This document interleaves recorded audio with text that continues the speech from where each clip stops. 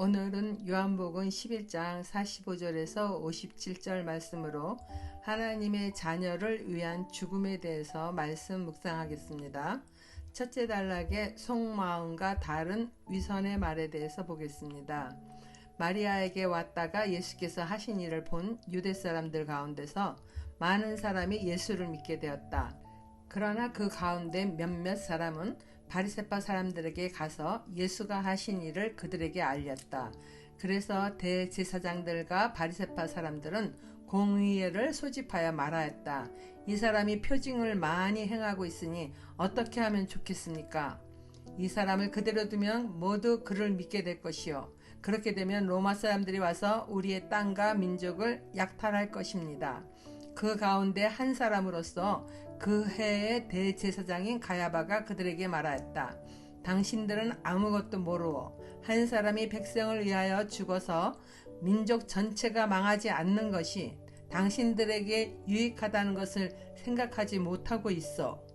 이 말은 가야바가 자기 생각으로 한 것이 아니라 그 해의 대제사장으로서 예수가 민족을 위하여 죽으실 것을 예언한 것이니 민족을 위할 뿐만 아니라 흩어져 있는 하나님의 자녀를 한데 모아서 하나가 되게 하기 위하여 죽으실 것을 예언한 것이다.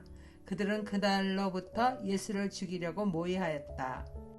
마리아가 예수님을 만나기 위해 급히 예수께로 갈 때 문상을 왔던 유대인들은 마리아가 무덤으로 가서 울려고 하는 것으로 생각하고 따라 나섰다가 예수님의 말씀으로 죽어 무덤에 놓인 지가 나흘이나 된 나사로가 무덤에서 바깥으로 살아나오는 기적을 보게 되었습니다. 죽은 자의 부활을 통해 그들 중 많은 사람이 예수를 믿게 되었습니다. 그러나 그 가운데 몇몇 사람은 바리새파 사람들에게 가서 예수께서 기적 행하심에 대하여 알렸습니다. 좋은 일에 함께 기뻐하기보다 기적을 보아도 냉담하며 세상 권력을 더 의지하는 사람들이죠. 어찌되었든 사내들인 공회원들은 급하게 공의회를 소집하게 되었습니다. 공회원은 대제사장을 중심으로 70인이 모입니다. 하나님께서 모세에게 이스라엘 장로 중 70인을 택하여 회막으로 모이게 한 것을 기원으로 따르는 것입니다. 70인 중 주로 사두개인이 많았는데 이유는 대제사장은 사독 계열 사람인 사두개인이었기 때문입니다. 그래도 사두개인들의 세력을 견제하기 위해서 다수의 바리새인 공회원들도 임명되어 있습니다. 이들은 그동안 예수님이 행하신 표적들로 인하여 예수를 견제하며 민심을 잃지 않으려고 해결 방안을 모색하고 있었으나 아무런 대책을 세우지 못했던 것을 자책하는 듯 이 사람이 이적을 많이 행하고 있으니 이제 어떻게 하면 좋겠는가 하며 예수님을 제거할 음모를 꾸미는 일에 서두릅니다. 그들은 예수를 그대로 놔두면 사람들이 모두 그를 믿고 따르게 될 것이라며 큰 군중을 이루어 저항 세력을 만들어 될 것 같아 매우 염려합니다. 그럴 경우 로마인들이 저항 세력을 진압하기 위해 개입할 것이기 때문입니다. 이스라엘은 로마의 식민지에 속해 있으나 공회원들로 하여금 상당한 자치권을 부여하여 지도자의 이치에서 많은 이권들을 그들이 취하고 있기 때문에 그것을 잃지 않기 위하여 어찌하든지 예수를 제거하고자 하는 것입니다. 겉으로 말은 마치 나라와 민족을 위하는 것처럼 예수를 이대로 놔두면 로마인이 와서 우리의 땅과 민족을 약탈할 것이라고 말하지만은 실상은 자신들이 율법의 잣대를 휘두르면서 백성들을 약탈하는 자들이죠.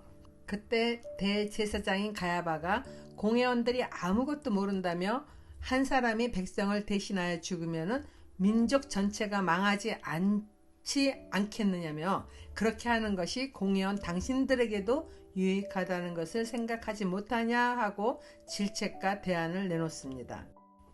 요한은 말하기를 이 말은 가야바의 생각이 아니라 하나님께서 당시 대제사장인 가야바를 통해 예수님이 민족을 위하여 그리고 흩어진 하나님의 자녀를 하나로 모아 구원하시고자 예수님의 죽으실 것을 예언한 것이라고 말씀합니다.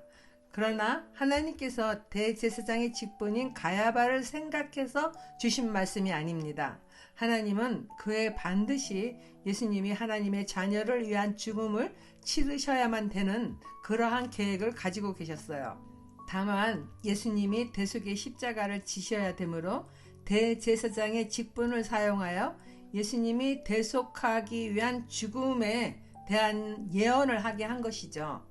대제사장 가야바 역시 말로는 한 사람 예수가 죽는 것이 민족을 위한 일이라고 말하지만은 십자가의 죽음의 원리를 알아서 하는 말이 아니라 자신의 기득권을 잃지 않기 위한 대책으로 묘안이라고 내놓은 것입니다. 그러나 그 묘안이라는 것이 하나님의 섭리 안에서 이루어지는 것이죠. 마치 말 못하는 발람의 나귀를 사용하시듯이 거짓 선지자를 잠시 사용하실 뿐입니다.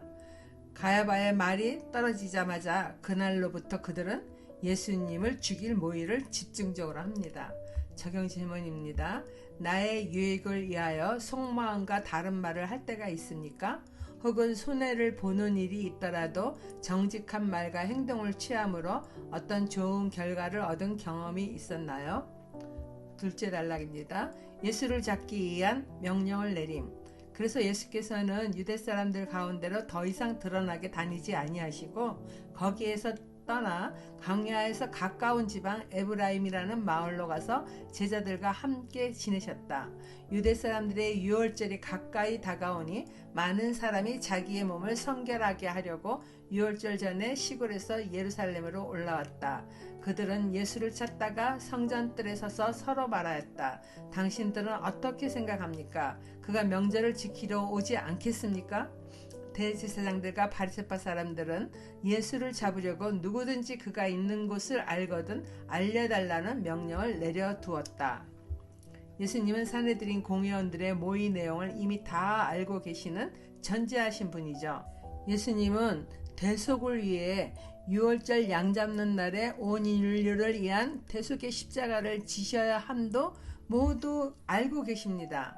아직 때가 이르지 않아서 자신을 죽이려는 공회원들을 피해 광야에서 가까운 에브라임이라는 마을로 가서 제자들과 그곳에서 잠시 지낼 뿐입니다. 그것은 아마도 사람이 적은 한적한 광야 마을에서 제자들을 마지막으로 더욱 가르치는 일에 시간을 내고 또 고난의 십자가에 대해서 영적으로 대비하기 위한 준비를 할 수 있는 시간이었을 것입니다. 드디어 유월절이 가까이 다가오니 속죄일에 자기의 몸을 성결하게 하기 위하여 많은 사람이 시골에서 또 여러 장소에서 예루살렘으로 올라갑니다. 보통 이스라엘 남자들이라면 속죄일에 자신을 성결케 하기 위하여 성전에 오르기에 예수님도 절기를 지키러 성전으로 다시 올 것이라고 생각하여 군중 가운데서 찾고 있는 거예요. 그들은 성전뜰에 서서 과연 예수님이 명절을 지키러 오지 않겠는가 생각하여 서로 묻고 말합니다. 대제사장들과 바리새파 사람들은 예수를 잡으려고 그가 있는 곳을 누구든지 알려달라는 명령을 내립니다. 당시 가야바가 대제사장이었지만은 오랫동안 그의 장인 안나스도 대제사장의 지위를 누리고 있었기에 대제사장들이라고 요한은 복수를 사용하여 기록하였습니다. 적용 질문입니다. 예수님이 잠시 광야로 피신하시듯이 삼위 하나님은 모든 일에 때가 이르기까지 지혜로운 처사를 행하십니다. 나는 믿음으로써 하나님의 시간표에 맞춰 살아가는 사람인가요? 기도하겠습니다. 하나님 아버지, 하나님의 자녀를 위하여 죽음을 준비하시는 예수님의 사랑의 마음을 배우기 원합니다. 누군가를 위해서 작은 희생을 하기도 어렵고 할 경우에도 생색이 올라오는 이기적인 마음이 도사리고 있는 경우가 많기에 주로부터 받은 사랑과 은혜를 마음에 깊이 새겨 조금이라도 그 사랑을 실천할 수 있는 마음과 행동이 있는 사람으로 살아갈 수 있도록 인도하여 주세요. 예수님 이름으로 기도드립니다. 아멘.